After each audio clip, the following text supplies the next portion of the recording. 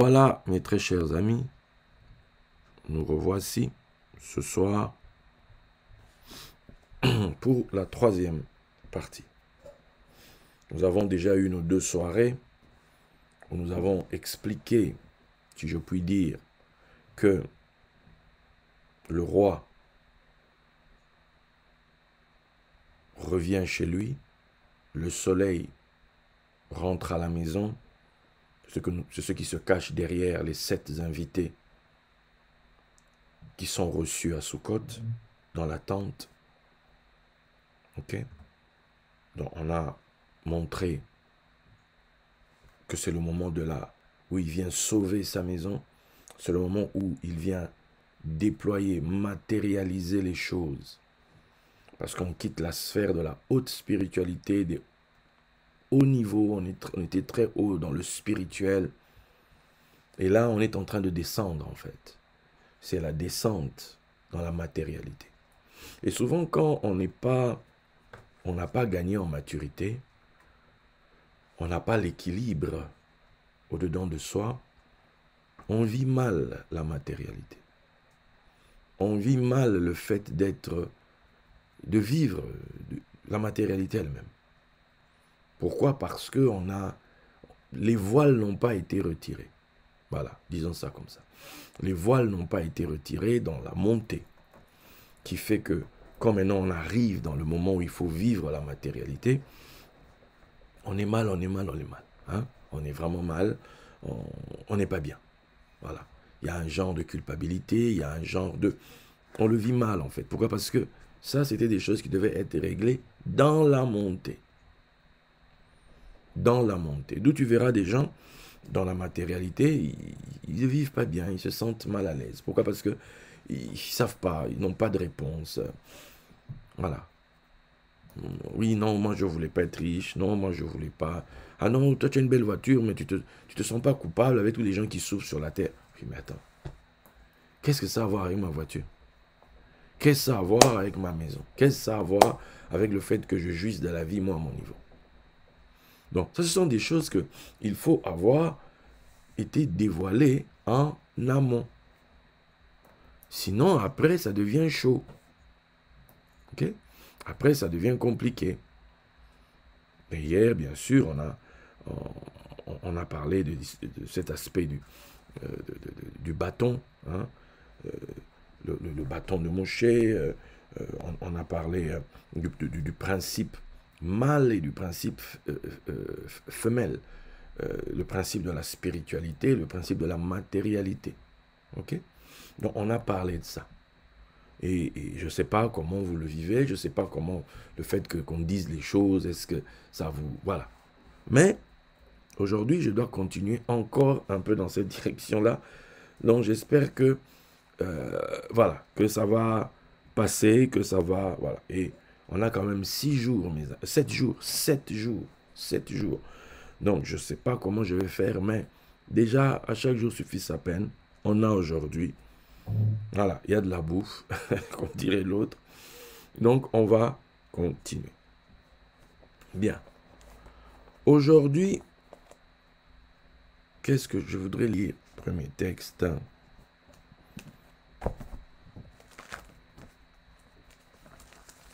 On va lire dans Genèse 17. Genèse 17, il est dit quoi? À partir du verset 1. Lorsqu'Abraham fut âgé de 99 ans, l'Éternel apparut à Abraham et lui dit, « Je suis le Dieu Tout-Puissant.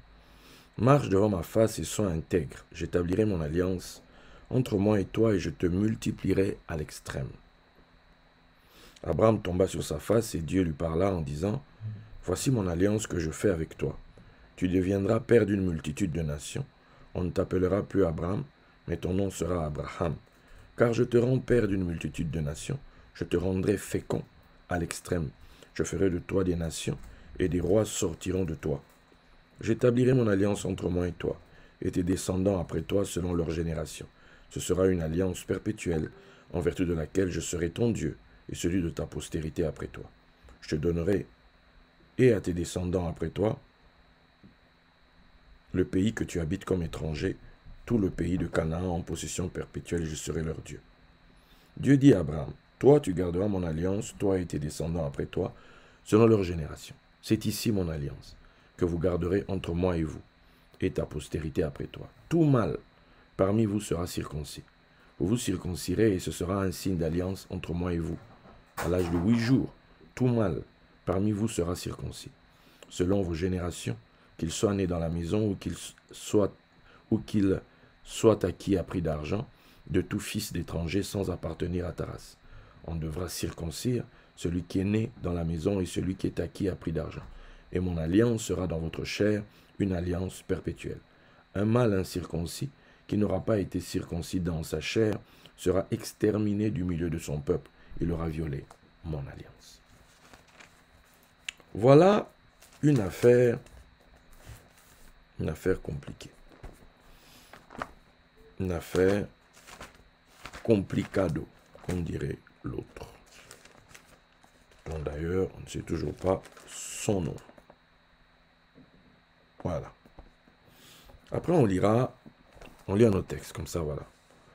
Romains 4.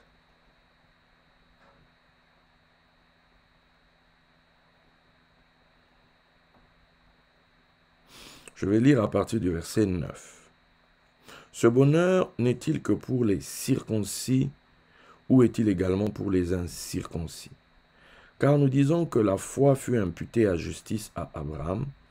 Quand donc lui fut-elle imputée? Était-ce après ou avant sa circoncision? Il n'était pas encore circoncis, il était incirconcis. Et il reçut le signe de la circoncision comme sceau de la justice qu'il avait obtenue par la foi quand il était incirconcis, afin d'être le père de tous les incirconcis qui croient, pour que la justice leur soit aussi imputée, et le père des circoncis, qui ne sont pas seulement circoncis, mais encore qui marchent sur les traces de la foi de notre père Abraham quand il était incirconcis. En effet, ce n'est pas par la loi que l'héritage du monde a été promis à Abraham ou à sa postérité, c'est par la justice de la foi. Pardon. Donc, voilà un peu d'où on part aujourd'hui. Forcément, là où on s'est arrêté hier, je pense que c'est la continuité logique, c'est la continuité normale. Pourquoi on dit ça? Parce qu'on parle du pouvoir mâle et du pouvoir féminin à Sukkot. Derrière Sukkot, il y a l'idée du mariage. Derrière l'idée du mariage, il y a l'idée de la consommation du mariage. Et à moins que c'est changé, le principe physique est quand même, on dit les deux deviendront une seule chair, mais en réalité, toute cette parole, si on doit prendre ça biologiquement, physiquement, ne s'accomplit qu'à hauteur du membre mâle. Oui, c'est le membre mâle, excusez-moi, voilà, il faut être cru. Quand il faut être cru, il faut l'être. C'est le membre mâle qui pénètre. Mais tout le reste à l'extérieur. On est bien d'accord, ok? Donc, une seule chair, si on devait... Bon, maintenant, après, oui, non, ils sont une seule chair parce qu'ils ont eu un enfant. Oui.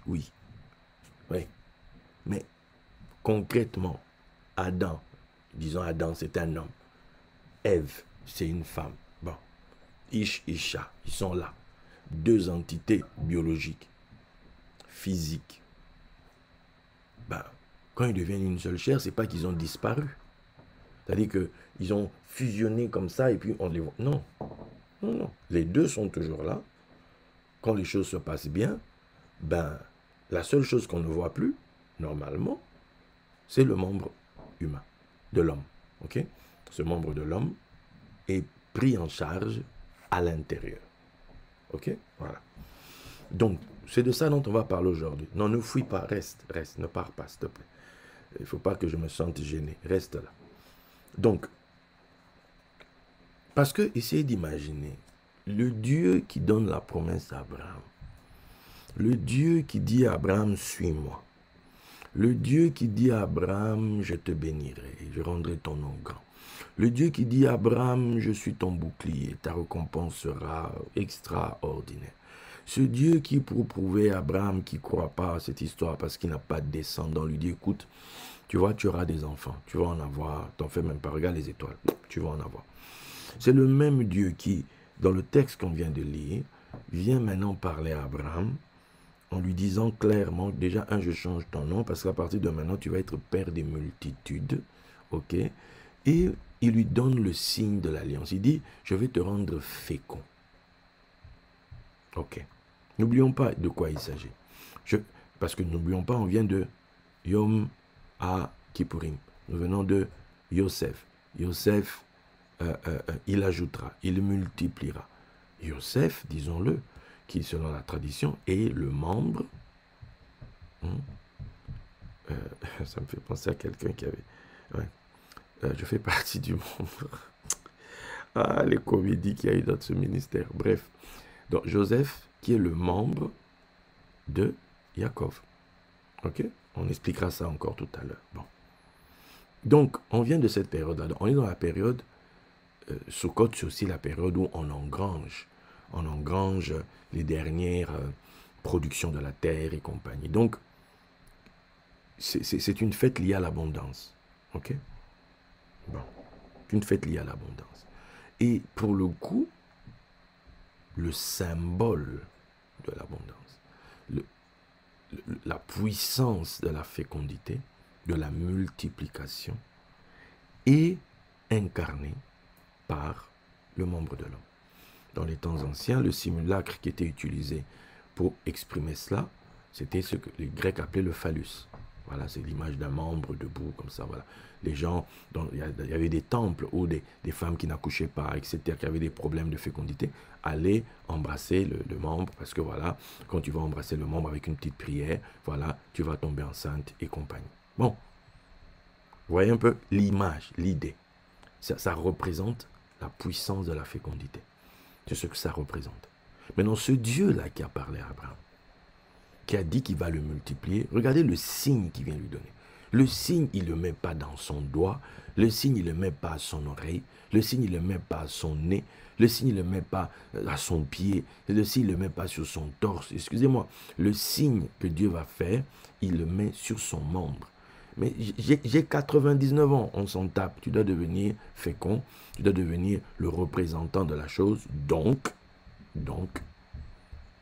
tu vas porter dans ta chair cette affaire. Tu vas porter dans ta chair cette affaire. Bon, maintenant, il y a des cultures où on ne pratique pas la circoncision. Quand vous êtes musulman, dans la culture, la circoncision est pratiquée. La circoncision, on l'a pratiquée déjà depuis l'Égypte ancienne. Dans les pays d'Afrique noire, on l'a pratiquée. Ça se pratiquait, donc voilà. Donc, pour le coup, moi, je suis passé aussi. Hein, c'est mon grand-père qui l'avait fait. Lui, il était médecin, etc. Donc, il y a mais il y a d'autres cultures où non, ça ne se fait pas. OK? Bon. Et quand vous regardez ces cultures-là, c'est les cultures, au niveau de la civilisation, culturellement liées à le monde chrétien, le monde occidental, qui s'est appuyé sur Paul, comme on a dit la dernière fois, hier. Voilà, pour ne pas citer. Bon. Donc, voici un principe de fonctionnement dans la chair qui a été mis en place avec un but, avec un sens. Tu vois, aujourd'hui, les gens, moi par exemple, quand on m'a circoncis, personne ne m'a dit pourquoi on m'a circoncis. J'ai grandi, c'était normal, voilà, il a été circoncis, et puis voilà. Mais on ne t'explique pas. Mais la raison d'être de ça, c'était quoi? C'est le signe de l'alliance de la fécondité. C'est-à-dire, c'est le signe de l'alliance de la fécondité. C'est ce que ça représentait. En tout cas, on est toujours dans le Tanakh, on est dans la Torah, on est donc dans on va dire ce côté-ci de la chose. Okay? Or, on sait que la Torah annonce Christ dans tout. Dans tous les aspects, la Torah annonce Christ. Le but, c'est Christ. Et même la circoncision, le but, c'est Christ.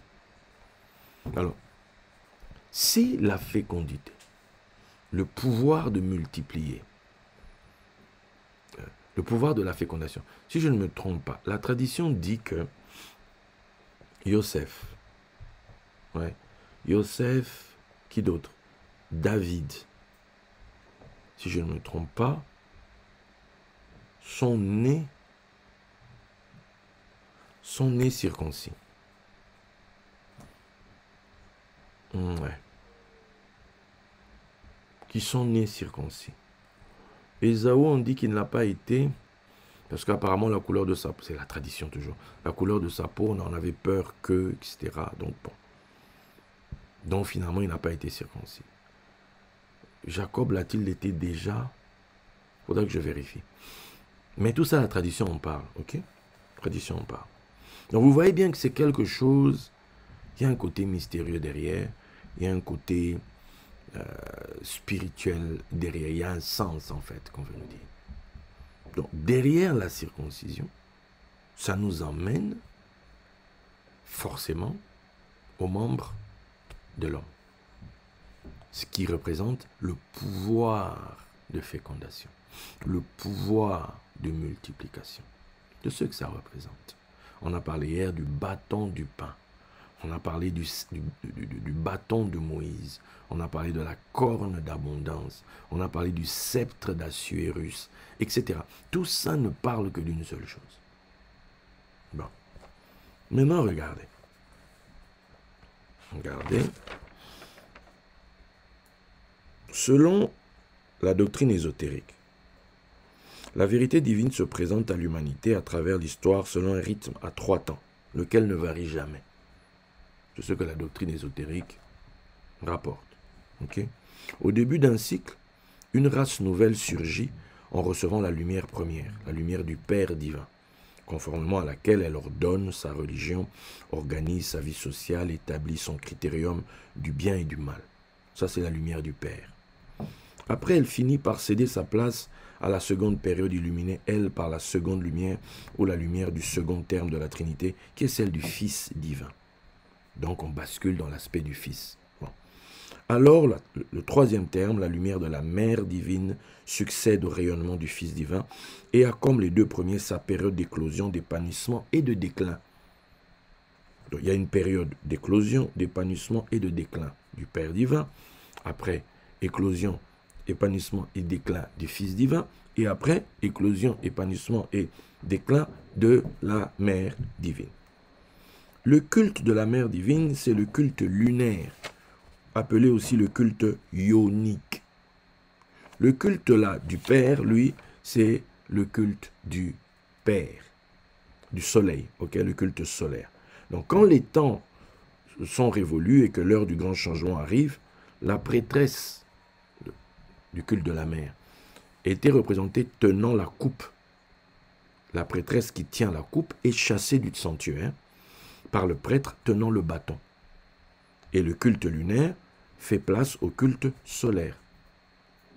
Et le phallus éclipse le théis, qui est la coupe, qui symbolise comment vais-je dire ça? Le sexe féminin. Voilà. Donc, il y a toujours d'où tu vois, il y a ceux qui vont se lever. Non, voilà, le patriarcat, à bas, le patriarcat, à bas. Non. D'autres vont dire, non, mais quand tu refuses le patriarcat, c'est pour imposer quoi? Le matriarcat. Oui, vive le matriarcat, vive le matriarcat. Mais en réalité, dans les deux sens, en fait, il faut arriver à trouver l'équilibre. Et l'équilibre des forces, c'est de comprendre comment les choses tournent et que chacun joue son rôle. Ok? Et d'où tu vois toujours, et tu vas voir à l'époque, par exemple, du matriarcat, où c'est l'image féminine qui est mise en avant, ben, on va en arriver à tomber dans les mâles vont finir, ils vont devenir des eunuques, vont se féminiser, voilà, parce qu'ils veulent ressembler à la mère divine, voilà. Ils vont, dans certains endroits, ils lui offraient, il y avait des offrandes, tu vois, ils se coupaient, hein. Les gens comme Origène a fait, ils se coupaient et ils offraient à la mère divine en disant, voilà, je suis ton serviteur, voilà, etc., etc. Donc, ça, voilà un peu dans quoi le monde est passé pendant des siècles, pendant des millénaires. C'est toujours ce ronronnement de la machine là, qui tourne, qui tourne, qui tourne, qui tourne, qui tourne. Bon. Donc, mais il y a une chose qui est, c'est que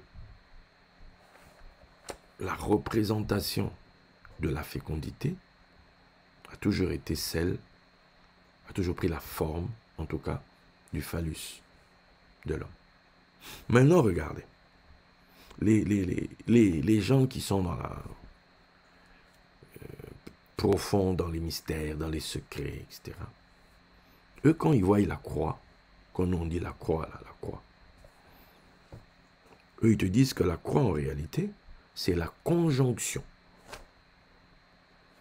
La conjonction entre le phallus, debout, et le ptéis, c'est-à-dire la coupe féminine. C'est la conjonction des deux. Donc, ben, ça devient encore chaud. C'est-à-dire que quoi? La croix? La croix, là, la croix, oui, la croix, oui, la croix. La croix. Ok. Se pourrait-il que ce qu'ils disent tienne la route? Se pourrait-il? Donc, revenons maintenant. Les textes qu'on a lus, là. On a lu ces textes.